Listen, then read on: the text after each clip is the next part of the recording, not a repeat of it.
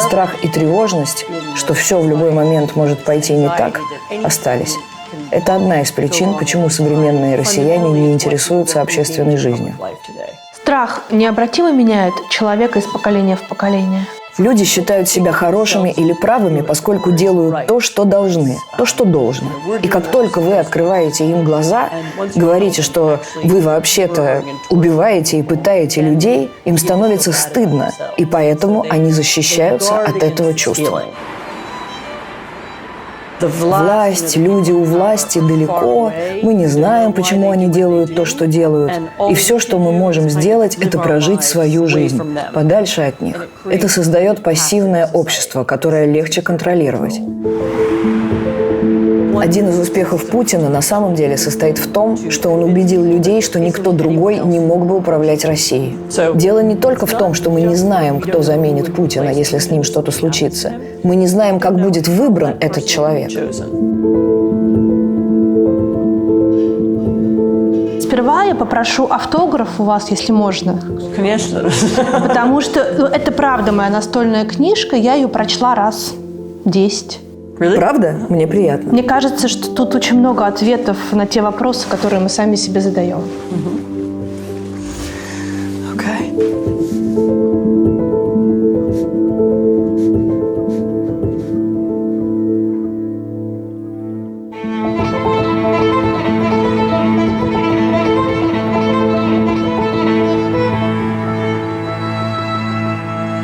Как вы себе сами отвечали на вопрос, зачем вы это делаете? Зачем вы пишете эту книгу? Могу назвать вам личные причины. У меня довольно мрачный взгляд на мир. Написание этой книги было полезно для меня. Она заставила меня увидеть, насколько мне повезло жить сейчас той жизнью, которую я живу. В каком-то смысле мне это было нужно. А еще, возможно, из чувства долга. Рассказать историю, которая не была рассказана. Я выросла в США, изучала историю России, русский язык, но я не совсем понимала ГУЛАГ. Не было книг, которые бы объясняли мне эту систему. И я решила написать книгу, которую сама хотела прочитать. Это была моя мотивация. Вы в книге описываете, да, что лагерь – это не только лагерь. Лагерь – это еще все то, что было до лагеря, когда человек, которого арестовывают, не знает, почему его арестовали, что его могут арестовать, когда его арестуют. И это страх, который в тебе поселяется, и его невозможно изгнать. А потом это тюрьма, этап, лагерь. И это бесконечное унижение и расчеловечивание. Насколько все это повлияло на тот новый тип советского человека, который, наверное, родился в 70-е. И, может быть, я себе это придумала, и вы не верите в этот новый тип. Нет, думаю, что вы правы. И это одна из причин, по которым я решила написать эту книгу именно так, как она в итоге была написана. Ведь лагерь – это не только про то, как люди выживали в тюрьме, в Воркуте или на Колыме. Это еще и история о том, как люди туда попали. Жизнь в лагере в этой книге начинается с главы про аресты. Как людей забирали. Иногда прямо на улице. Или, это самый популярный метод, ночью из дома. Чаще всего эти люди, как вы и сказали, даже не знали, за что их сажают. Они не ожидали этого. Они думали, что невиновны. Это вот как и та история, когда на Невском проспекте в Ленинграде ловили сетками людей. И вы описываете это в документах. Это история, которая меня абсолютно потрясла. Да, все происходило как попало. Люди не понимали, за что. Было ощущение растерянности. Всем казалось, что произошла ошибка. Они хотели не меня арестовать. Это недоразумение. Люди и их родственники писали Сталину, в местные органы власти, что произошла ошибка, просили ее исправить и освободить близкого человека. И только после сотни тщетных попыток изменить ситуацию и общения с другими пострадавшими, люди понимали, что никакой ошибки не было. Любой мог стать виновным и быть арестован. Есть известная цитата Анны Ахматовой. Она с кем-то спорила, а ее оппонент рассказывал про кого-то, что, дескать, человек был арестован по той или иной причине. Она сказала: чушь. Для ареста не требуются причины. Частично из-за этого отсутствия логики и абсолютно хаотичного порядка люди вели себя пассивно или боялись протестовать. Причин нет. В системе нет логики. Я Я не знаю, почему я здесь, почему другие здесь. И поэтому многим было сложнее даже как-то реагировать на ситуацию. Сначала арест, потом тюрьма, отправка по этапу, чудовищная долгая дорога к местам отсидки. И к месту прибытия в лагерь люди уже живут в альтернативной реальности, где нет никакого смысла, и им надо к ней приспособиться. Я думаю, вы правы. Это ощущение отсутствия логики, невозможности что-либо с этим сделать, отреагировать, организовать отпор, потому что все хаотично, тебя могли схватить в любой момент. Это привело к созданию не столько советского человека, все-таки люди очень разные, но заложило фундамент нигилизма, присущего россиянам, в том числе и сейчас. Под нигилизмом я понимаю нежелание никуда лезть, заниматься активной общественной жизнью. Власть, люди у власти далеко, мы не знаем, почему они делают то, что делают. И все, что мы можем сделать, это прожить свою жизнь, подальше от них. Это создает пассивное общество, которое легче контролировать. А еще, конечно, страх. Случайные аресты, ведь кого угодно могут арестовать в любое время, по любому поводу, порождают внутренний страх и тревожность. На самом деле я это видела, когда впервые приехала в Советский Союз, вроде бы в 1985 году. Я была студенткой в Ленинграде. Я была иностранкой. Я говорила по-русски и помню, как спрашивала людей на улице, как пройти, например, в университет. И как они шарахались. Они слышали, что я иностранка, и не хотели мне помогать, потому что для них могло быть опасно говорить с иностранкой. А это конец 80-х. 30 лет после смерти Сталина. Сейчас такого страха перед иностранцами в России уже нет. Но страх и тревожность, что все в любой момент может пойти не так, остались. Это одна из причин, почему современные россияне не интересуются общественной жизнью. Страх необратимо меняет человека из поколения в поколение? Думаю, да. Вы, наверное, могли бы лучше ответить на этот вопрос. Но да, я считаю, что прошлый опыт влияет на то, как вы воспитываете детей. На самом деле таких историй много. И не только в России. В Польше, например, или в любой из стран бывшего соцлагеря. Истории семей. Не надо заниматься политикой и общественной жизнью, потому что я помню, что стало с мамой или с бабушкой. Это передается из поколения в поколение. Но такие истории не часть генетики, не часть вашего ДНК. Это не значит, что так должно быть всегда. Я правда считаю, что страны и нации могут меняться. Возможно, не сразу. Но в какой-то момент вы должны сломать этот шаблон. То, что родители передают детям, как опыт прошлого. Есть еще один важный момент, который для меня такой ключевой. Это необъяснимая жестокость, которая царила внутри лагерей.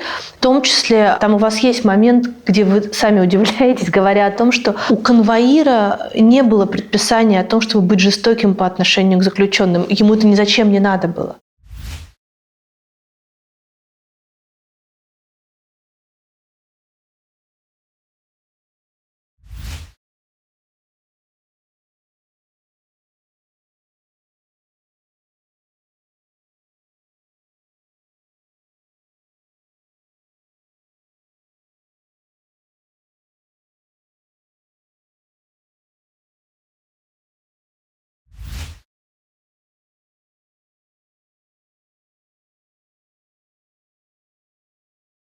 Откуда эта жестокость бралась и что ее провоцировало? Да, это очень интересный вопрос. Действительно, не было закона, который предписывал плохо обращаться с заключенными на этапе. Было много разных способов унизить человека. Их не выпускали на улицу, не кормили, не давали гулять, выйти, размяться. Никто не заставлял охранников так себя вести. Думаю, это был способ убедить себя в том, что в них есть какая-то мораль или разумность. Если относиться к заключенным как к животным, скотине, как к врагам, так легче делать свою работу. Не знаю, понятно ли я объяснила. Охранники убеждали себя, что заключенные не люди, и тогда им не было стыдно за свою работу. Это такой способ оправдать перед собой свою работу. Если у вас в вагоне не люди, а камни, то не стоит переживать, что им нечем дышать и что они голодны. Но если вы осознаете, что заключенные – это живые люди, тогда с ними нужно обращаться по-человечески. То есть, обращаясь с заключенными плохо, как с недолюдьми, охранники могли убедить себя, что они просто делают свою работу. Это важная часть всех авторитарных систем. И в России сейчас происходит то же самое. Люди считают себя хорошими или правыми, поскольку делают то, что должны, то, что должно. И как только вы открываете им глаза, говорите, что вы вообще-то убиваете и пытаете людей, им становится стыдно, и поэтому они защищаются от этого чувства. Я не должен и не хочу жалеть заключенных. Я не думаю, что вы за этим следите, но один из самых популярных телеведущих на российском государственном телевидении сказал, что в советских лагерях людей перевоспитывали, а в фашистских их лишали идентичности. Но ведь, если я правильно понимаю, в советских тоже лишали идентичности и в какой-то момент отняли и имя, и фамилию, и статью, оставив только номер. Да, я тоже слышала такое мнение. Меня оно удивило по нескольким причинам. В самом начале своей книги я сравниваю советские и нацистские лагеря. Это первая глава, да. Сначала я не хотела этого делать. Я хотела, чтобы советские лагеря воспринимались как отдельная система. И тогда мой редактор сказал, что я должна это сделать. Если не я, то это сделают другие. То есть после прочтения книги люди сами сделают такое сравнение. Я долго думала об этом. У них действительно много общего. Они существовали в 30-е годы в России и Германии, в одно время и на одном континенте. Гитлер и Сталин наблюдали друг за другом. Конечно, у них много общего. Надо отметить, что были разные немецкие лагеря, так же, как и разные советские лагеря. В Германии были лагеря смерти, где людей убивали в газовых камерах. В России людей обычно не убивали в лагерях. Их обычно вывозили в лес и расстреливали. Сравнивать можно бесконечно. Но вы спросили про лагерную систему в общем, и она была схожа. К заключенным относились как к нелюдям. С ними обращались как с врагами. У людей не было имен, только номера на форме. Расчеловечивание было необходимо для того, чтобы охранники могли ужасно обращаться с заключенными.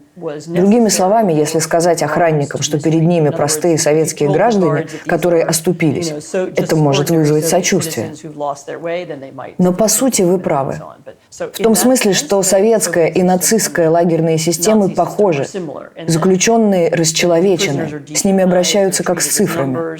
Даже в архивных документах заключенные описываются как контингент, как будто это контейнер со сталью или углем. Их даже не называют людьми. А когда говорят конкретно про кого-то, то называют его врагом народа. В этом смысле лагеря действительно похожи. В каком году советские заключенные потеряли право на имя? Думаю, важный перелом в советской системе произошел между 20-ми и 30-ми годами, когда лагеря стали массовыми. В 20-х годах появились лесозаготовительные лагеря на севере. Соловки. Соловки, где большинство заключенных были членами других социалистических партий. Политзаключенные – эсеры или представители других левых политических партий России, с которыми большевики конкурировали. В то время у них еще были какие-то права. Они выпускали газеты, писали письма домой. А потом, постепенно, когда в начале 30-х Сталин начал создавать массовую лагерную систему, в основном на крайнем севере России, к людям стали относиться как к скоту, как к кускам угля. Тогда это произошло.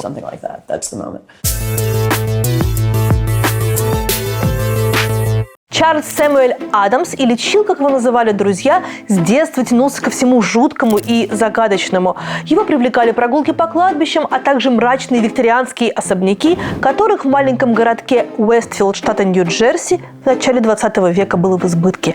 В одном из таких особняков его даже поймали с поличным полицейские. Правда, все преступление Чила состояло в том, что он нарисовал мелом на задней стене дома скелет.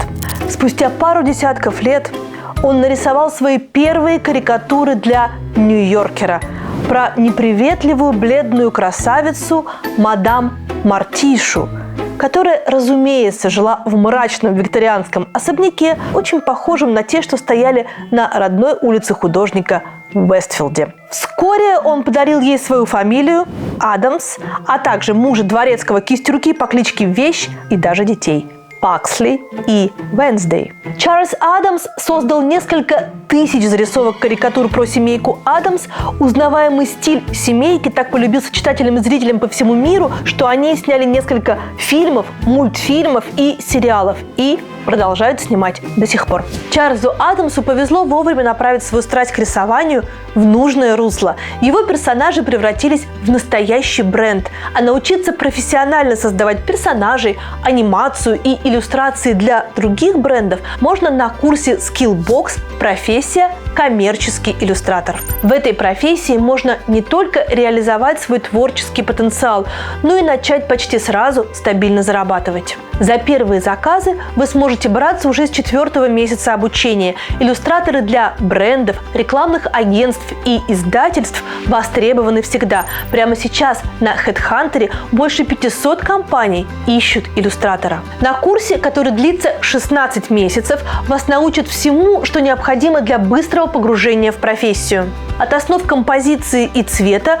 до работы с основными графическими редакторами, такими как Photoshop, Illustrator и Procreate.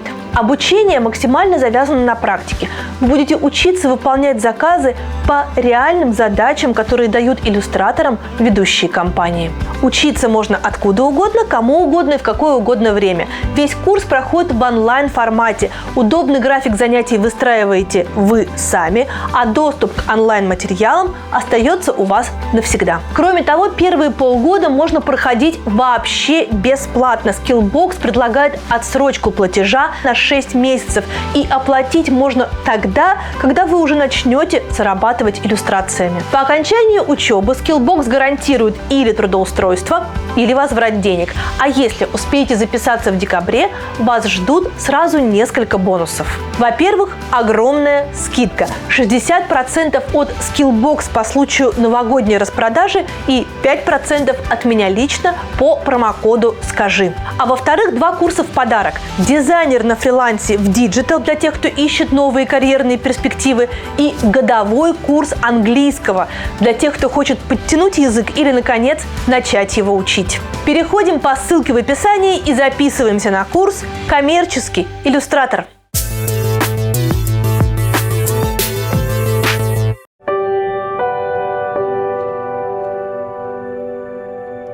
Вы получили Пулитцеровскую премию за эту книгу. Чему я, надо сказать, была очень удивлена. А, да? Конечно, ты же не пишешь книгу, чтобы выиграть премию. Я не за этим ее писала. Может ли ваша книга или вообще история ГУЛАГа и история 30-х годов Советского Союза объяснить хотя бы отчасти то, что происходит сейчас? Это не объясняет всего полностью. И я всегда настаиваю на том, что есть разница между настоящим и прошлым. Мне не нравятся точные аналогии. Но да, я думаю, что они помогают. Они дают понять то, о чем мы говорили. Какое наследие прошлого перешло в настоящее? Передалось ли чувство страха из сталинских времен современникам? Конечно, не все объясняется прошлым. Нужно знать историю последних 30 лет, понимать, кто такой Путин, как живут люди в России. Для полной картины. Но да, думаю, во многом книга поможет. И, наверное, именно поэтому люди ее читают. Вопрос, который в России до сих пор обсуждается, это экономическая выгода ГУЛАГа. У вас в книге довольно ясным способом показано, что не было ни одного периода в жизни ГУЛАГа, когда эта модель действительно была бы экономически эффективна. Почему вера в то, что ГУЛАГ поднял сталинскую экономику и позволил индустриализировать Россию, так сильна? Действительно, Сталин был уверен, что для расширения Советского Союза необходимо использовать рабский труд.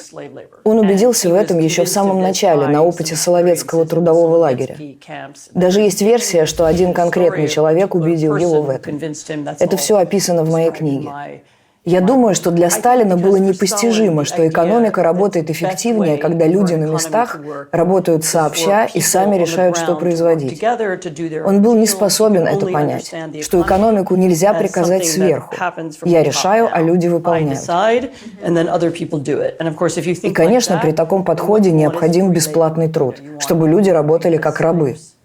Эта модель управления, когда государство контролирует все, и люди не могут сами решать, что им делать, была основой большевистского мышления. Так думал не только Сталин, но и его последователи. Но такая система с самого начала была обречена. Бесплатно работающие заключенные не хотят строить мост хорошо. Они хотят побыстрее закончить. Они не хотят эффективно копать траншею. Для них главное быстро, чтобы закончить, получить паёк и пойти отдыхать. Так что использование рабского труда тормозило экономическое развитие Советского Союза, замедляло его. Почему не использовали технику для строительства Беломор-канала? Потому что заключенные копали бесплатно. Зачем вкладываться в технику или экскаваторы? Техника и устройства, облегчающие труд, изобретенные в Европе и США, не применялись в России много лет, потому что вместо них применялся рабский труд. Он был неэффективным, медленным и невероятно тяжелым для людей. Но Сталин и последующие советские лидеры с их менталитетом не были способны понять свободный рынок, свободный обмен товарами между людьми. Плюс они видели в нем опасность для власти.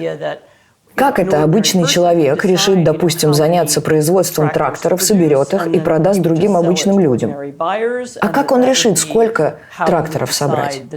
Он будет разговаривать с другими людьми. Люди будут общаться, заключать сделки, союзы и соглашения. Они же не будут слушать власть. Это был дополнительный способ удержания власти. Централизованная плановая экономика была направлена и на сохранение политической власти людьми в центре.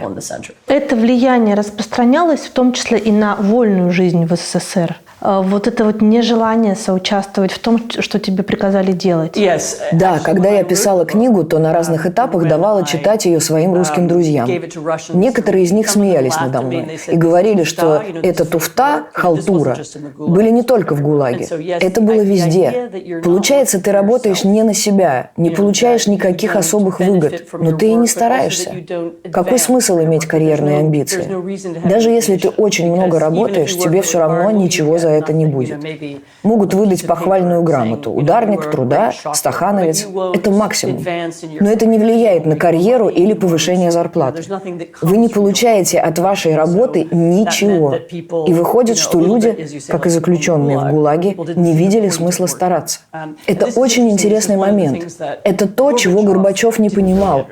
Он понимал, что Советский Союз неэффективен, экономическая система неэффективна, и думал, что проблема в том, что люди неусердно работают. Если вы помните, первое, что он сделал, когда стал генсеком коммунистической партии, он принял закон о запрете алкоголя. Он запрещал алкоголь, затруднял покупку водки и так далее. Он думал, что люди не работают, потому что много пьют. Позже у него были и другие идеи. Но по существу он не понимал, что люди не работают, потому что не понимают, зачем это делать. Нет причин быть честолюбивым, ты ничего за это не получишь. Ты работаешь на государство, и государство решает, когда тебя повысить. В СССР не было меритократии. Карьеру делали не те, кто хорошо работал, за некоторыми исключениями, а те, кто были верны режиму и партии. И это вылилось в общую систему халтуры и всеобщей туфты.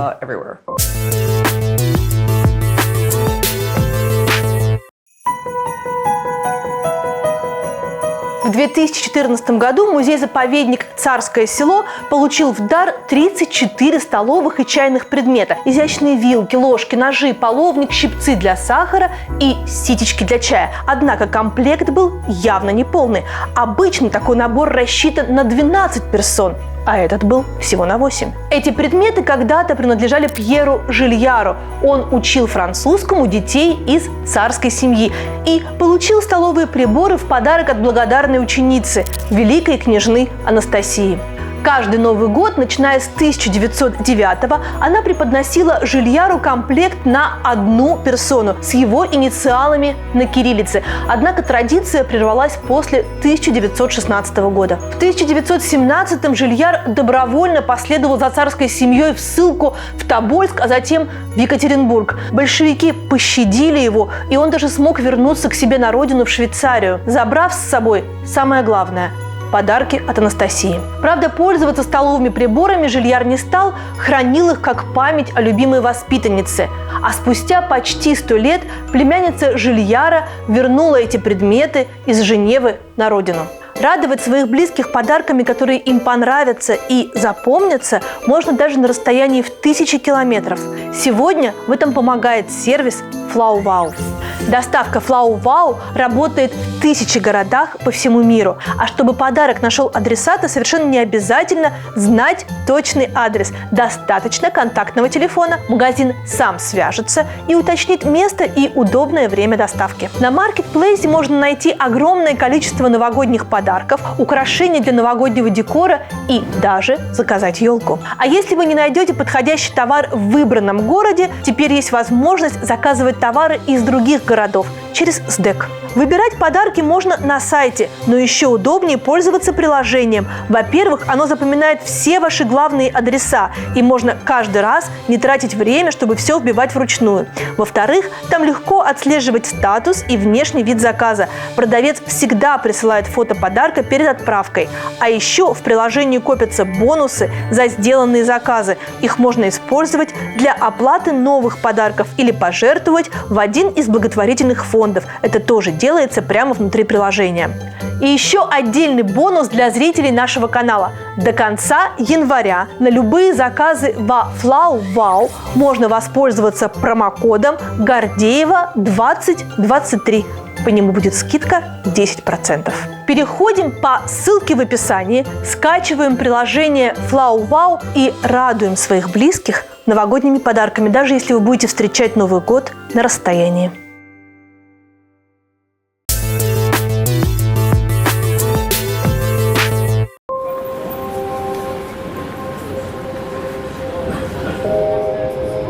Вас поразило такое горячее участие Польши в помощи беженцам украинским?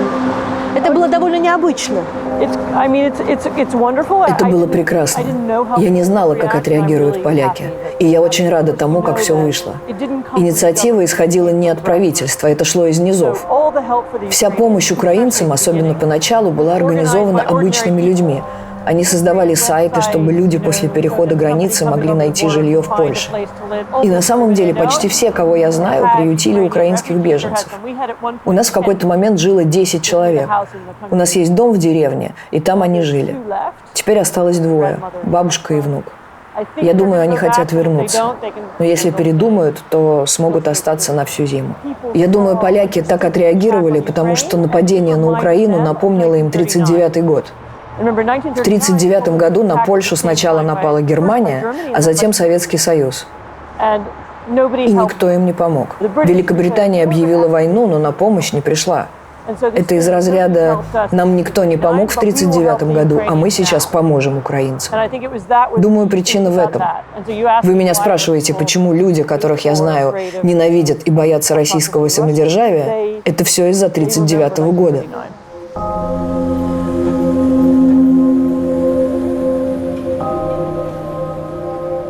Есть еще один момент, очень интересный у вас в книге, о том, как образовывались сообщества в ГУЛАГе. Что вот были сообщества украинцев и поляков, при том, что на воле те друг друга не сильно любили. Вот было сообщество цыганское, вот было сообщество азиатское. А русские, и вот эта сцена, когда они встречаются на Соловках, этап приезжают на Соловки, а другие освобождаются. И все там евреи, грузины между собой разговаривают, а русские стоят в стороне, и никто им не помогает. Неспособность русских друг дружке помогать на чужбине, наверное, так, да, и внутри тоже. С чем вы ее связываете? Это очень интересный вопрос. У меня нет на него точного ответа. Я думаю, что отчасти это из-за того, что у русских нет нормальной современной национальной идентичности. Русские – это имперская держава. Русские – это и чеченцы, и буряты, и даже частично украинцы. Получается, у русских нет понятия национального государства в том смысле, в каком другие люди являются нациями. У них имперская, а не национальная идентичность. Это может быть одной из причин. Но да, это правда. Не помню, из какой биографии я это взяла, но есть ряд наблюдений о том, что русские не объединялись в группы внутри лагерей, как это делали другие нации. Есть две концепции восприятия тюрьмы, ГУЛАГа в России. Это концепция Солженицына, который считал, что тюрьма делает человека лучше, и концепция Шаламова, который считал, что ГУЛАГ расчеловечивает. Вы цитируете в книжке и того, и другого, но кому вы больше верите? Знаете, очень сложно обобщить то, как тюрьма повлияла на людей. Сколько есть разных людей, столько есть вариантов влияния тюрьмы на людей. Есть люди, для которых страдания – это духовный опыт. Они лучше поняли мир, у них в тюрьме появились хорошие друзья. А потом, как пишет Шаламов, есть и другие люди, которых тюрьма просто разрушает, делает их злыми и ущербными, заставляет воровать у друзей, морально разлагает. Не думаю, что тут можно обобщать. Скорее, она делает и то, и другое. Были такие люди, как Солженицын или как Евгения Гинзбург. Гинзбург, например, была частью этой политической системы. Ее муж занимался коллективизацией, а она была ярой сторонницей партии. И в лагере она лучше смогла понять свой народ. И это одна из причин, по которой она так красиво о нем написала. Но, наверное, для большинства людей Шаламов был прав. Есть еще одна часть, и вы об этом тоже пишете в книге, когда целые города прежде неразвитой России, просто географически, Ухта, Воркута, Магадан, Находка, их не было. Их построили заключенные, и они там остались жить. Заключенные и охранники. И, наверное, выживали из этих заключенных не самые благородные люди. Чтобы выжить в минус 42 на снегу, нужно быть чем-то еще чуть другим, чем просто благородным человеком. Да, есть такое странное явление. В России есть города, которых не должно было быть. Я была в Воркуте в конце 90-х и подумала, что ее там просто не должно быть. Допустим, есть угольные шахты. И можно поступить как Канада. Можно отправлять людей для выработки полезных ископаемых на крайний север. Отправлять шахтеров на шахты, но на 2 недели. Они работают, живут в гостинице, где есть бассейн, сауны и прочее. А потом они возвращаются домой, в нормальный климат на 2 недели. Переключаются обратно. Построить город в таком месте, дороги, многоэтажные дома, создать, например, детский сад в таком ужасном климате – это очень дорого, и это неэффективно. Отапливать дом в Воркуте зимой очень дорого.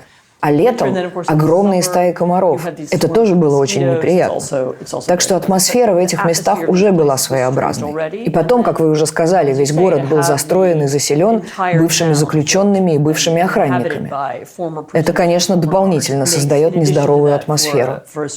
Люди знают, что этого города не должно было быть. История города – это история тюрьмы. Вряд ли это хорошее место, чтобы растить детей. Но это еще место, где вот эти бывшие заключенные в итоге создают семьи с бывшими охранниками. И у них появляются дети, которые либо должны охранять, либо сесть в тюрьму, потому что там больше ничего нет. Да, там много странного. Не забывайте, охранниками в Воркуту в лагеря ГУЛАГа отправляли не просто так. Это была очень плохая и тяжелая работа. Они тоже очень плохо жили. И у них тоже была цинга, им не хватало витамина С, у них не было овощей. Для многих людей, которых отправили на работу надзирателями, особенно в сталинский период, и что самое страшное во время войны, это было своего рода наказание. Они работали в какой-то другой части службы безопасности, напились или что-то еще произошло, и их уволили. И тогда их направляли работать в ГУЛАГ.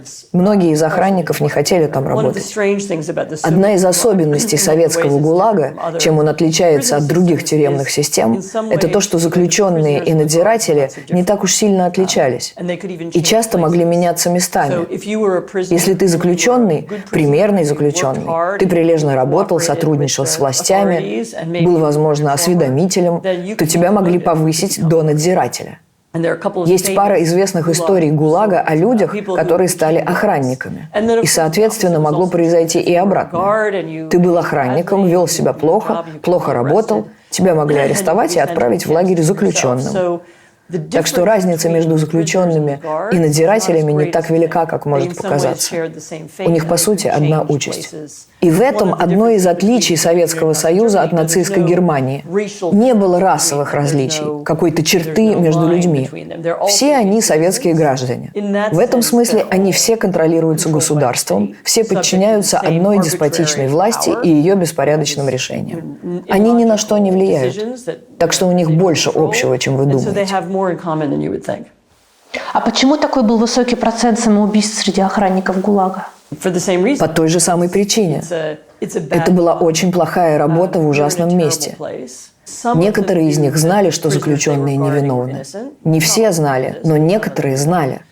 Даже те, кто не знал, они постоянно находились рядом с нелюдьми, как им сказали, врагами народа, в напряженной атмосфере, которая царила в лагерях. В этом мало приятного. Думаю, если говорить о влиянии ГУЛАГа на Советский Союз, на Россию, необходимо учитывать как воспоминания заключенных, так и охранников. Наследие охранников тоже ужасно. С некоторыми из них отвратительно обращались, и многие, в свою очередь, также ужасно обращались с другими людьми. Поэтому дети и тех, и других, скорее всего, будут травмированы этим опытом.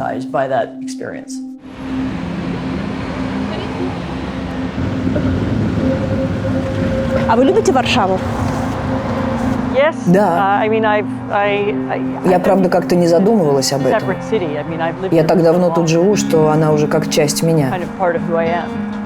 А почему Варшава, это, с одной стороны, такой был раньше оплот Восточной Европы со всеми советскими делами и привычками. А теперь Польша настолько враг России, что трудно себе вообще представить это. Так было всегда. Страх перед Россией уходит корнями в XIX век. Это давняя история. Есть страх перед Германией тоже, но он немного другой.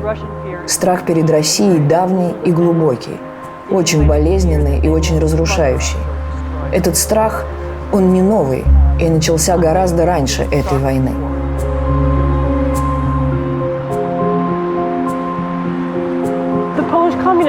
Польские коммунисты боялись Москвы и много размышляли, как от нее отстраниться, как ее обойти при принятии решений.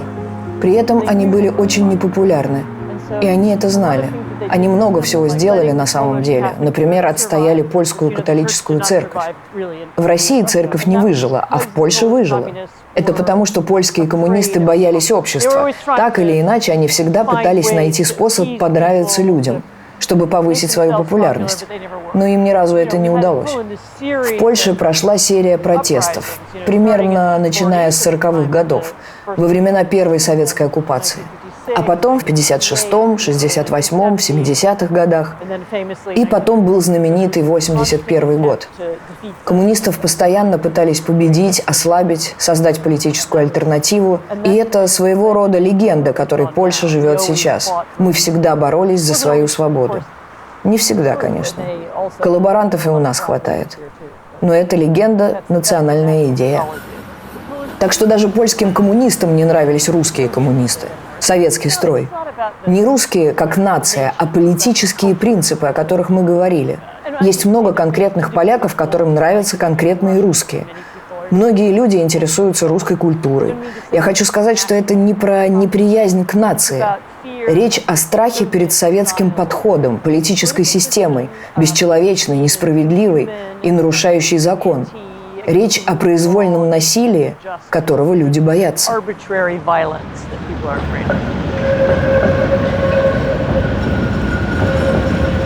Вас удивляет то, что люди не протестовали в сталинское время?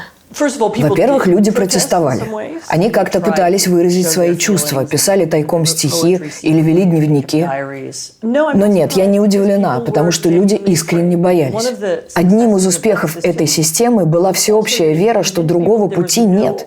Люди даже не могли помыслить, что можно по-другому. Большевики говорили, мы правы, потому что марксизм – это наука. Не просто философия, а единственно правильная философия. У нас есть научное объяснение того, как должна работать экономика, как должен выглядеть мир и каким будет будущее. Мы правы, и это единственно верный путь. Так что против чего протестовать-то? Какие есть варианты? Если вы против системы, то какая у вас альтернатива? И так же, как в сегодняшней России, советская пропаганда без конца говорила о зле Запада, вырождении демократии и капитализма, как люди там несчастны. Наша система лучше всех, она единственно правильная. И вот доказательства. Если люди не видят альтернативы, непонятно, ради чего протестовать. Мне кажется, сейчас происходит что-то похожее. Люди не видят альтернативу. Один из успехов Путина на самом деле состоит в том, что он убедил людей, что никто другой не мог бы управлять Россией. Вот я, а дальше нет преемника, нет наследника, нет самого механизма преемственности. Дело не только в том, что мы не знаем, кто заменит Путина, если с ним что-то случится. Мы не знаем, как будет выбран этот человек. Сейчас даже нет политбюро. Кому решать, кто будет следующим президентом России? Мы не знаем. Это убеждение людей в безальтернативности еще больше усиливает чувство нигилизма и апатии. Мы ничего не можем сделать, выбора нет. Нет смысла заниматься политикой. Зачем? Добиваться того, в чем люди не видят альтернативы? Западная демократия – это вырождение, упадок и загнивание. Вы хотите, как в Европе? В Европе преступности и иммигранты. Там происходят ужасные вещи. Хотите, как в Америке? Там еще хуже. Так что люди не видят выхода. Но пропаганда специально создала эту идею, что другого выхода нет. И в этом смысле путинизм повторяет сталинизм. Во многом он, конечно, другой, но смысл путинской пропаганды в том, чтобы создать апатию, нигилизм и равнодушие. В этом сходство. Но при этом есть еще вторая сторона Запад, который со всех сторон загораживает теперь уже Россию этим забором. И люди думают, наверное, что Путин прав, да, может, нас действительно так все ненавидят, что останемся мы здесь жить сами, какие уж мы ни на есть.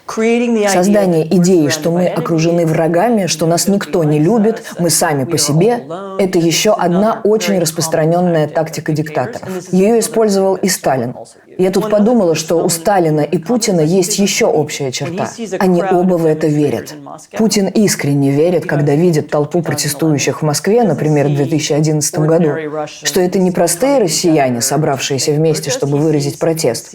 Он видит ЦРУ или Хиллари Клинтон. Вот что он видит, он сам так сказал. Для него нет такого понятия, как стихийно организованное общество. Есть только заговор, организованный Западом. Он мыслит как офицер КГБ и искренне считает, что вокруг одни враги и заговорщики. Это очень по-советски. Вы были в России в 91 году? В 91 году, да. Yes. Вы видели это? Ну да, я была в России в 91 году. У меня было большое путешествие по западной части Советского Союза. Это были Литва, Белоруссия, Украина, Молдавия. Тогда был еще Советский Союз. Там я провела много времени, больше, чем в Москве. Это другие люди были, чем сейчас? Да. Что с ними стало? 30 лет. Мы с вами вели всевозможные разговоры. У русских было 30 лет доступа к миру, контакта с разными людьми. Даже люди, которые не ездили за границу, через интернет получали доступ к различным способам мышления и бытия. Я не хочу показаться чрезмерно оптимистичной или идеалистичной. Да, многие люди, когда они сталкиваются с каким-то другим способом мышления, отвергают его. Тем не менее, я думаю, что у вас уже не такая закрытая страна, как была раньше. Мне не кажется, что все россияне имеют советское мышление. Есть другие люди с другим мышлением. Да, я думаю, что люди изменились. Возможно, еще не настолько, чтобы создать новое общество, но они изменились. Но в 91 году миллионы людей вышли на улицы. В 2022 году мы не можем представить себе и сотни, которые выйдут и не побоятся быть арестованными. В 1991 году люди поверили, что есть оппозиция. Они поверили, что есть повод выйти на улицу. Был Ельцин, была альтернатива, были новые возможности. Я думаю, сейчас проблема в том, что люди этого не видят. Пропаганда делает так, чтобы не было видно. Навального арестовали за то, что он пытался допустить, что есть альтернатива, есть другая Россия. Он заставил людей выйти на улицу, заставил людей что-то делать. Может, недостаточно. достаточно, но все же. Я думаю, сейчас люди чувствуют апатию, безысходность. Ну, выйдем мы на улицу. А дальше что? Вы сказали, что Горбачев ошибался в том, что он не понимал, почему люди не хотят работать. Но в чем он еще ошибался? Почему у него не получилось? Я думаю, что он не очень хорошо понимал свою страну. Он провел большую часть жизни на вершине номенклатуры. Он точно не понимал национальных чувств в республиках. Что такое украинский национализм или прибалтийское стремление к независимости и суверенитету. И он этого не ожидал. Он не ожидал, что, получив возможность говорить открыто, люди будут говорить о прошлом, о сталинизме, о ГУЛАГе, о том, что случилось с их народами, литовцами, эстонцами и так далее. Когда они стали свободно говорить, они в том числе смогли вслух сказать, как они ненавидят этот Советский Союз? Да. Он думал, дадим всем свободно говорить, и тогда сможем обсудить, почему плохо работают заводы или почему мы добываем недостаточно угля. А вместо этого, как только людям дали право голоса, они заговорили о ГУЛАГе, а не о заводах или добыче угля. Я думаю, что он этого не ожидал и не понимал. Не забывайте, он был марксистом. Он верил, как Сталин и люди до него, что марксизм – это наука, что социализм, советский строй – лучший из всех возможных политических систем. Необходимы небольшие реформы, нужно кое-что изменить и исправить, и все будет хорошо. Он не понимал, что советский строй основан на насилии, на лжи и на пропаганде. И как только вы уберете насилие и ложь, люди будут против этого строя. Думаю, он никогда этого не понимал. Больше всего я виню его в том, что он не подготовил людей ни к чему другому. Он не продумал, какими будут демократия или свободный рынок. Он ничего не объяснил людям. У него не было плана или концепции. А все потому, что он сам в эти вещи не верил. Уже много позже он говорил, что он демократ и все такое. И, конечно, во всем мире его запомнили как человека, начавшего процесс демократизации России. Не думаю, что в то время он понимал, что делает. Повторюсь, у него был советский менталитет. Центр контролирует все. Я решил дать людям право голоса. Я решил, что они могут обсуждать, как поднять экономику. Я решил, люди выполняют. Он не понимал, что изменения могут происходить спонтанно, и поэтому опаздывал к переменам и удивлялся тому, что происходило. Но я хочу сказать о нем важную вещь. Действительно важным было то, чего он не сделал. Он не пытался сохранить Советский Союз с помощью насилия. Он не пытался удержать власть с помощью насилия. Он, казалось, искренне ненавидел насилие и не хотел его применять. И когда он его все-таки применял, в Вильнюсе, в Тбилиси, он, кажется, потом об этом жалел. Вот это важно. Это его сильно отличало от предыдущих советских лидеров и от Путина. Мы должны быть благодарны ему за то, что в России был хотя бы один лидер, который не хотел, чтобы система держалась на силе, терроре и насилии. Получается, что Путин не так уж и не прав, когда он говорит, что он окружен врагами. Никто его не любит. Дело не в том, что мы не любим Россию или русских. Мы не любим систему. Нам не нравится идеология. Не нравится русское самодержавие. Не нравится путинизм. В этом смысле это правда. Нет никакой этнической ненависти. Это просто страх перед такой политикой. Не знаю, понимают ли это русские. Путин создал страх, а русское самодержавие создает вокруг себя врагов. Если враги и существуют, то это те, кому не нравится этот политический строй. Они его боятся. Они хотят свободы, хотят жить самостоятельно. Жить в своей стране, в демократической стране, работать на свое благо. Им не нужна номенклатура или клептократия, созданная Путиным. Но вы же, наверное, знаете эту русскую поговорку о том, что боятся, значит, уважают. И теперь вот когда боятся, вот теперь и будут уважать. Это абсолютно неверно. Страх порождает ненависть и гнев. Это абсолютно неправильное восприятие мира. Не думаю, что есть какая-то западная программа или мера, которая могла бы в корне изменить Россию. Мы не можем изменить Россию. И думать, что можем, это большая ошибка. Единственное, что мы сейчас можем сделать, это выиграть эту войну. В том числе, чтобы помочь русским увидеть, что их империя Их тоже уничтожает. Почему люди ненавидят Россию? Ненавидят империю. Почему Россия беднее, чем могла бы быть, учитывая все ресурсы? Из-за империи. Оставьте империю. Станьте обычной страной, и вы уже окажетесь в другом мире, с другими соседями, с другим отношением. Когда вы последний раз были в России? Я перестала ездить где-то 10-12 лет назад. Я стала мишенью российской пропаганды. Сначала понемногу, упоминания в прессе, иногда на телевидении. Там плохо обо мне говорили. Потом была пара программ, посвященных мне и тому, какой я плохой человек.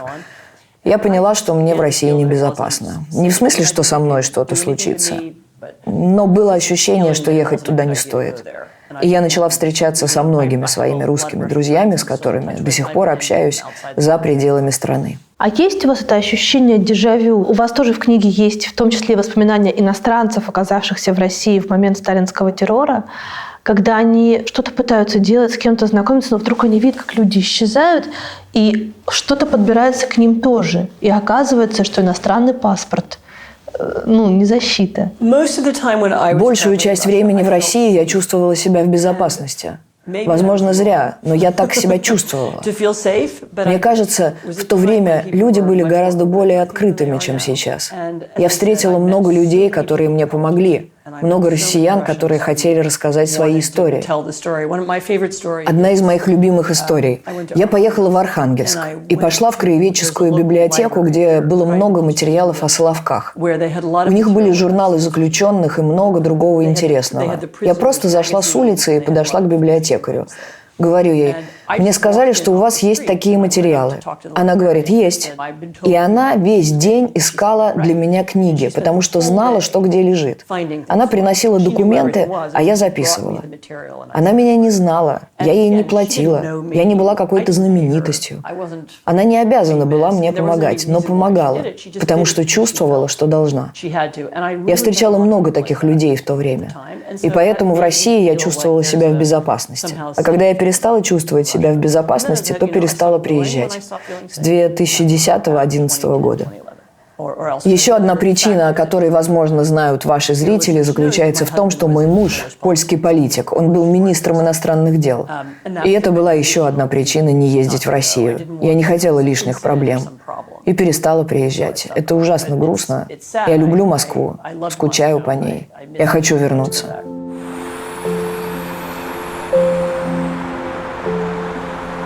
А вы вышли замуж за поляка уже когда вы написали книгу или в процессе? Мы познакомились в 1989 году. Мы оба были журналистами. Я тогда писала про политические изменения. И вот тогда я познакомилась с Радеком. Я не постоянно жила в Польше. Моталась между Польшей, Лондоном и Вашингтоном. Но в целом я обычно говорю, что живу здесь с 1989 года. А кто из вас кому помогает понять русского человека, советского человека? Кто из вас больше это понимает и лучше? Я потратила больше времени на размышления об этом, чем он. Он больше думает о Польше, о том, как сделать Польшу лучше, как Польша должна вписаться в мировой порядок. Но многие выводы мы сделали вместе. Мы много разговаривали о советской и польской истории, о России и Польше сегодня. Опыт жизни с политиками поменял ваше представление о том, как на самом деле принимаются решения? Конечно. Изнутри политика выглядит совсем не так, как снаружи. Очень часто, особенно в этой части мира, в том числе и в Польше, люди видят вокруг бесконечные заговоры, что все придумано, есть некий хитрый план. А когда ты внутри политики, то видишь, как все работает. И это совсем не так. Много случайностей. Вещи происходят по ошибке. Очень важно помнить, что в человеческой жизни действительно много спонтанного. Нет каких-то спланированных заговоров. После 24 февраля вы общаетесь со своими русскими друзьями? Конечно, я разговаривала с людьми. Большинство моих друзей в шоке, ужасно расстроены и против войны. Пара-тройка человек еще в России, а остальные уже уехали. Люди, которые следили за политическими изменениями, они все уже знали. Всех удивил масштаб войны, но не сама война. Они все-таки готовились к чему-то подобному. В любом случае, это большая беда. 2 дня назад я была в Киеве, разговаривала с одной русской журналисткой. Было видно по ее лицу, как это все для нее тяжело. Она живет в Киеве, замужем за украинцем. Она полностью дезориентирована. При этом ей постоянно приходится извиняться и объясняться за свой российский паспорт. Мне очень жаль таких людей, у них нет альтернативы. У них больше нет того, частью чего они себя ощущали.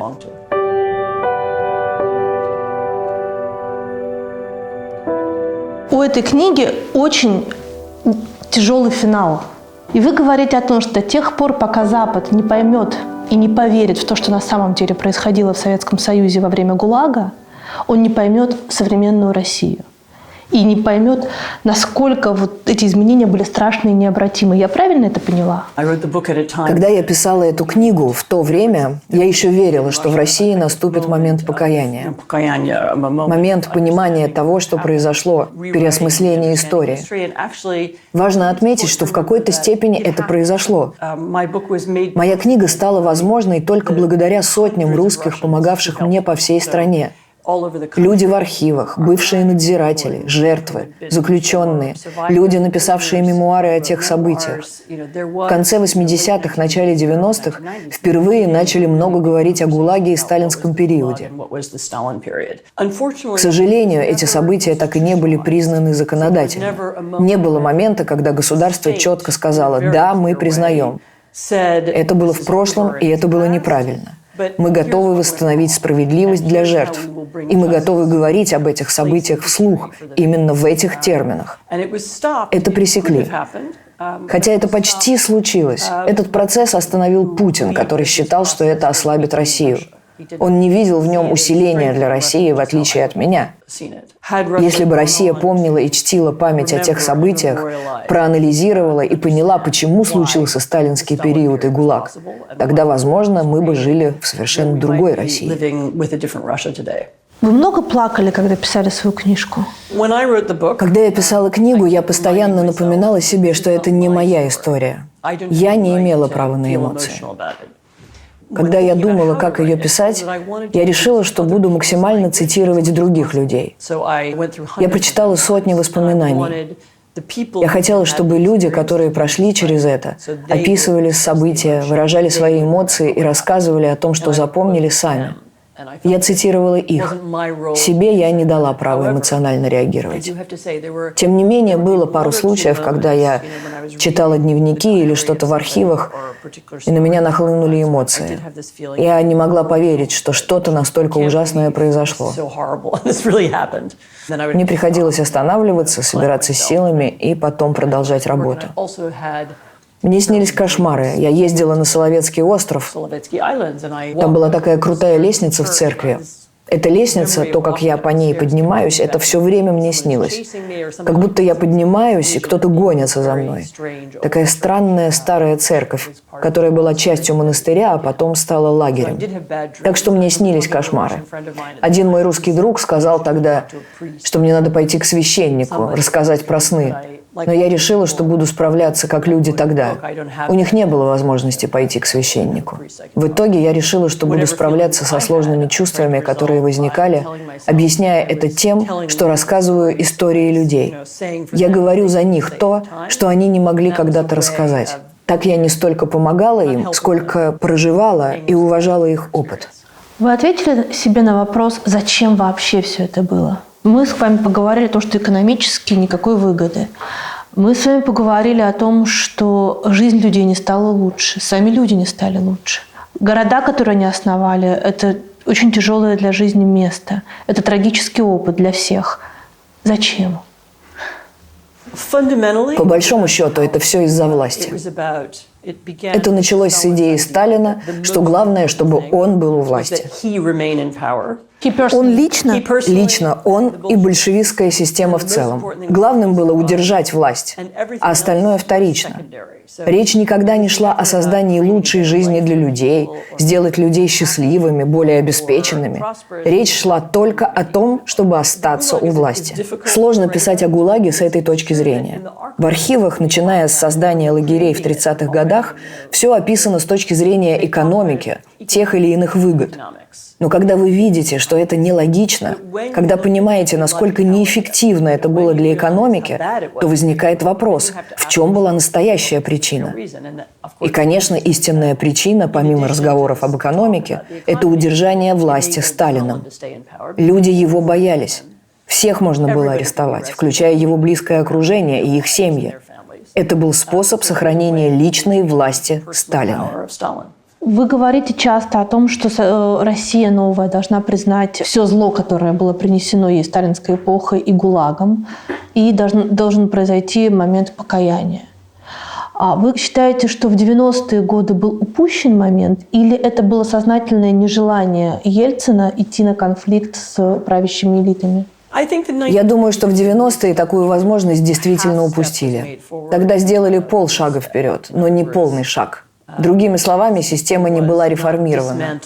Центры управления не были полностью пересмотрены. КГБ, по сути, не изменилось. Они назвали себя по-новому, но сохранили то же здание и методы работы. Много чего не изменилось. Думаю, что нежелание меняться – одна из причин текущего положения вещей. До какого момента этот билет еще не сгорит, и можно будет прийти к покаянию? Потому что понятно же, что еще лет 30, и никого лично истории ГУЛАГа не будут трогать. А вместе с ГУЛАГом закроется страница про Холокост в Украине, про Голодомор, про Холокост в странах Прибалтики, про лесных братьев, про Бандеру и так далее. И об этом уже никто никогда не поговорит. А это все вместе. Нельзя поговорить про что-то одно. Одна из трудностей для русских, не только русских, но людей из бывшего Советского Союза, заключалась в том, Советских людей. Да, для советских людей заключалась в том, что на их долю выпало много трагедий. Была война, был ГУЛАГ, был голод в Украине, был советский голодомор, который коснулся и России, и Казахстана, и многих других республик. Выделить и запомнить каждый момент такой тяжелой истории очень сложно. Но с другой стороны, поскольку история ГУЛАГа уже далеко в прошлом, и, как вы сказали, никто из живых уже его не помнит, в этом есть и плюс. Теперь мы можем все оценить без эмоций. Мы можем быть объективны при анализе событий. Вы можете задать себе вопрос: эти события далекого прошлого, как они на меня влияют? Иногда по прошествии времени мы можем рациональнее и логичнее проанализировать прошлое. Тот факт, что это было давно, не означает, что мы должны забыть об этом. Скорее, это значит, что люди уже не плачут, не переживают случившееся так остро и так горько. Они все равно думают про него. Возьмите США. Мы все еще обсуждаем гражданскую войну XIX века. Она до сих пор формирует современную политику. Мы говорим и думаем о ней. В Германии до сих пор говорят о Второй мировой войне, хотя помнят ее уже единицы. Прошлое может продолжать влиять на нас, даже когда в нем нет личной истории. И в каком-то смысле в этом преимущество. Но в России, по большому счету, скорее все склоняются к тому, о чем говорит Путин, что давайте мы закроем эту страницу истории и начнем все с чистого листа. Иногда нужно закрыть дверь в прошлое, например, чтобы не случилось то, чего вы не хотите, чтобы люди ненавидели друг друга. Скажем, дети надзирателей и дети заключенных. Вы не хотите, чтобы они ненавидели, презирали друг друга. Но я бы хотела, чтобы наоборот они обнялись. Да, но отказываясь говорить об этом, мы не можем понять, как наши бабушки и дедушки вместе создали тот мир, в котором мы живем. То, что мы мало говорим и разбираем прошлое, это большая трагедия. Опять-таки, думаю, это осознанное решение власти. Не говорить о прошлом, не говорить о КГБ, не говорить о том, кто такой Путин, кто он такой, какое у него мировоззрение. Думаю, это все часть плана по удержанию власти. Не забывайте, что у Путина есть своя версия прошлого, на которой он настаивает. Он хочет, чтобы мы думали о 90-х как о страшной трагедии. А 2000 год, когда он стал президентом, это начало переустройства России. Если смотреть на все комплексно, то можно увидеть 90-е по-другому. Там было много свободы и много интересного. Люди много творили, появились новые возможности. Если вернуться назад и прочитать, что люди говорили и писали тогда, то это видно. И тогда легитимность его президентства уже не такая однозначная. Он не хочет, чтобы люди меняли его версию истории. Она его устраивает. Так он удерживает власть. Психологи в России говорят сейчас о том, что мы все проживаем сценарий своих бабушек и дедушек, и прабабушек, и прадедушек начала XX века. Уехать или остаться, сесть в тюрьму или сбежать, промолчать или сказать. И это так интересно, потому что я, например, внутри тоже чувствую, вот как во мне мой дедушка говорит. Да, мне тоже этот момент кажется интересным. Я недавно читала книгу об иммигрантах начала 20 века и нашла много сходств. Например, споры о том, могут ли люди за пределами России влиять на то, что происходит внутри России. Получается, в 1905 году люди вели такие же разговоры, как мы сейчас. Это жутко видеть, как повторяются эти идиотские циклы истории. И это еще одна из вещей, в которых я виню окружение Путина. Они заставили русских вернуться на этот круг, к этому выбору. Мне очень горько от этого. Но вы любите Россию все еще? Вопрос не в том, люблю я Россию или нет. В конце концов, это просто страна. Я люблю многих русских. Я хочу, чтобы Россия стала другой. Я хочу видеть страну, в которой у людей есть выбор. Выбор, которого Путин их лишает. Возможность выбора. Будущая Россия – это другая Россия. И люди должны пытаться ее представить. Как бы оптимистично, наивно или идеалистично это ни звучало, но чтобы продолжать жить, люди должны представлять себе какое-то другое будущее. Я восхищаюсь русскими, которые пытаются создать другое будущее.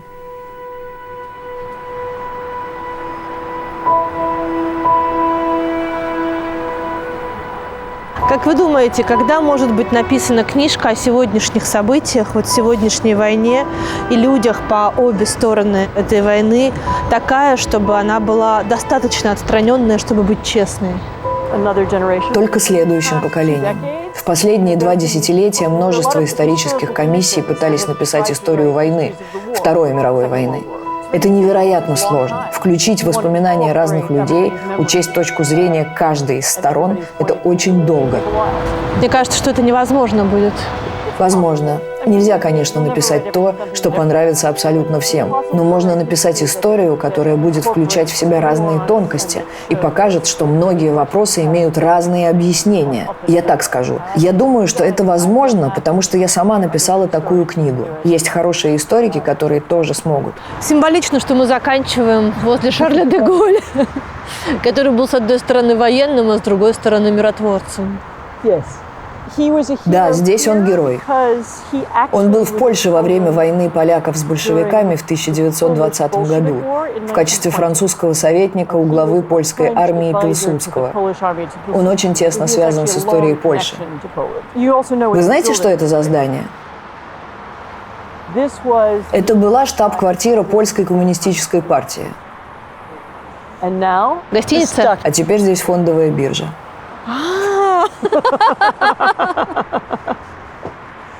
Это сделали специально. Это не было какой-то случайностью. Именно это здание решено превратить в фондовую биржу. Неплохо.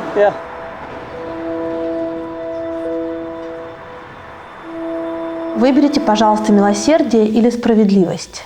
Милосердие или справедливость – тут все зависит от ситуации. Но думаю, что без чувства справедливости мы не можем двигаться вперед, жить.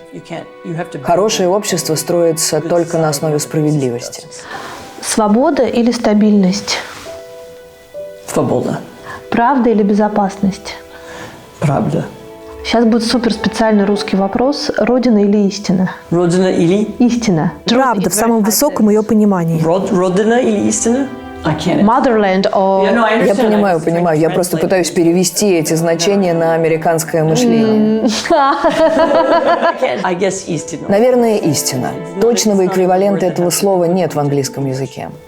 Что с миром будет через год? Украина выиграет войну, у России будет другой лидер, и будут делаться попытки в установлении мира с Европой. Optimistic channel. Да, я оптимист. А что мне еще остается?